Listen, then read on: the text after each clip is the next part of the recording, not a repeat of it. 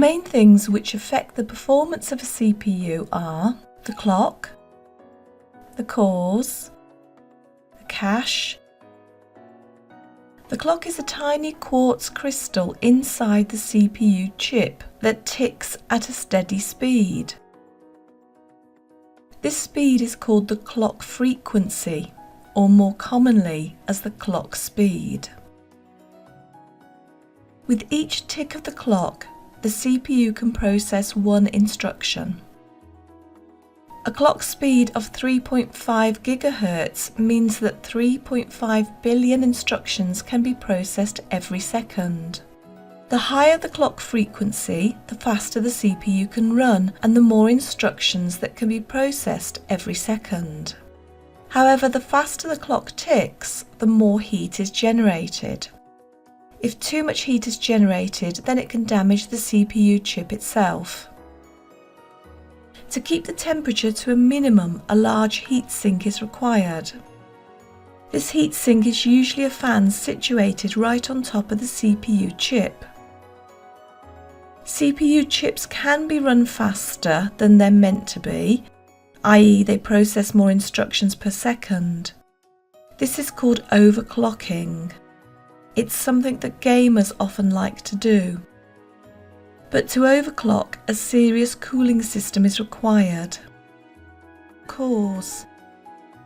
Another way to improve CPU performance is to use additional cores. A core is a complete processing unit within the CPU. It has its own ALU, control unit, and registers. It is commonplace for personal computers to have 2, 4, or even 8 cores. A computer with 4 cores is called a quad-core. Additional cores allow additional tasks to be carried out simultaneously. This is called multitasking. A quad-core can handle 4 tasks at the same time.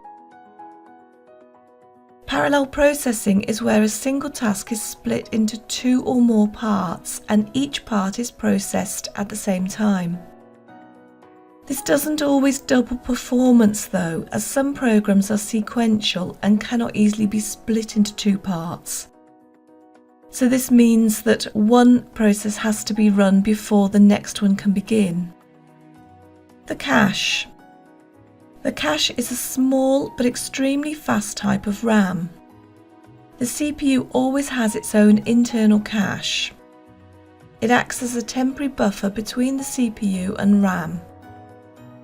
The cache stores instructions and data that are frequently used, have recently been used, or are about to be used.